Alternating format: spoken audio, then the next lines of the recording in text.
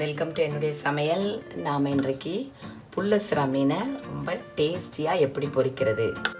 இந்த மீனை ஸ்பெஷலாக குழந்தை பற்றவங்களுக்கு நீங்கள் அடிக்கடி சமைச்சு கொடுத்தா அவங்களுக்கு நல்லா பால் சுரக்கும், இடுப்பும் குறுக்கெலும்பும் நல்லா பலனும். இப்போ இதை நல்லா நான் கழுவிட்டு தண்ணியை நல்லா பிழிஞ்சு எடுத்துடணும். அதாவது நல்லா ட்ரையாக இருக்கணும்.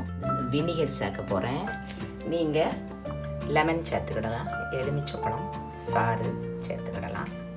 இந்த வினிகர் சேர்க்கும்போது இன்னொரு நல்ல ஒரு டேஸ்ட் கிடைக்கும். ஒரு 2-3 ஸ்பூன் கிட்ட சேர்த்துருக்கிறேன். இது இஞ்சி பூண்டு பேஸ்ட்டு. இதில் நான் கொத்தமல்லி தலையும் நம்ம கருவேப்பிலையும் சேர்த்து நான் நல்லா அரைச்சி வச்சுருக்கிறேன். நீங்கள் இதையும் கொஞ்சம் தண்ணியை வடிச்சிட்டு நம்ம சேர்த்துக்கலாம். மிளகாத்தூள் என்னுடையது காரம் கம்மி, கலரு நல்லாயிருக்கும்.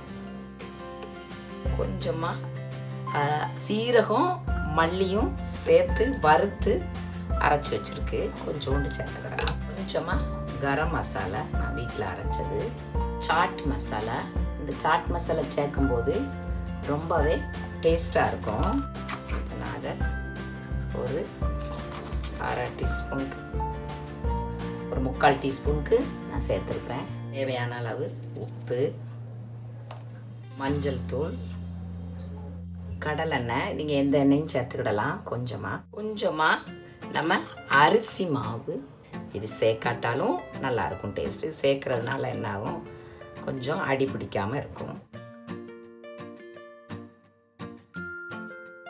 இந்த மாதிரி நல்லா மிக்ஸ் பண்ணி நீங்கள் உடனே கூட பொரிக்கலாம், அல்லது ஒரு 10 நிமிஷம் ஊற வச்சு கூட நீங்கள் பொரிக்கலாம். ஃப்ரிட்ஜில் வச்சு கூட பொரிக்கலாம் ஒரு 10 நிமிஷம். மிளகுத்தூள் போட்டுக்கலாம், புதினா போட்டுக்கிடலாம். இந்த மாதிரி என்னுடைய கரம் மசாலையில் இந்த மிளகு நான் கலந்துருப்பேன், அதனால் நான் மிளகு நான் சேர்க்கலை. நீங்கள் நல்லா மேலே கொஞ்சம் மிளகு சேர்த்தா நல்லாயிருக்கும்.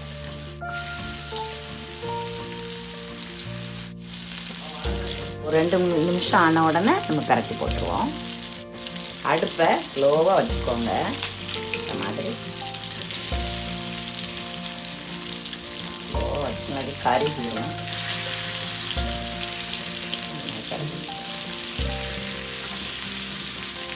ரொம்ப டேஸ்ட்டாக இருக்கும்.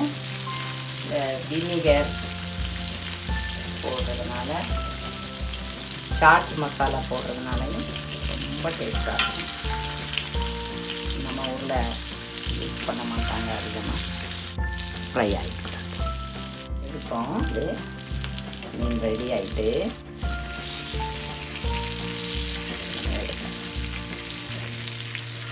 ரொம்ப நேரம் இது ட்ரையாக ஆகும் வரை நீங்கள் பொரிக்கக்கூடாது. அதாவது மீன் உள்ளே சாஃப்டாக இருக்கணும். ஹார்டாக இருக்கிற மாதிரி மீன் பொரிக்கக்கூடாது, நல்லா இருக்காது டேஸ்ட்டு. இந்த மாதிரி வெளியில் கிறிஸ்பியாக உள்ளே சாஃப்டாக இருக்கணும். அந்த மாதிரி வெளியில் லைட்டாக மொறுமொறுப்பு, உள்ளே சாஃப்டாக. அந்த மாதிரி பொரிக்கும்போது மீன் குழந்தைங்களுக்கு நல்லா சாப்பிடும், டேஸ்ட்டாகவும் இருக்கும். இப்போ ரெடி ஆகிட்டு எடுக்கணும்.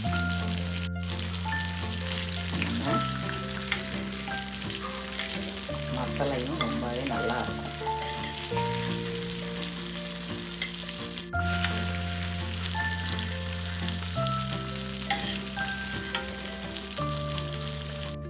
இப்போ ரெடி ஆகிட்டு ரொம்ப டேஸ்ட்டாக இருக்கும். இப்படி ட்ரை பண்ணி பாருங்கள். இது வரைக்கும் பார்த்ததுக்கு ரொம்ப ரொம்ப நன்றி. ப்ளீஸ் சப்ஸ்கிரைப் பண்ணுங்கள். தேங்க்யூ ஸோ மச் ஃபார் வாட்சிங். தேங்க்யூ.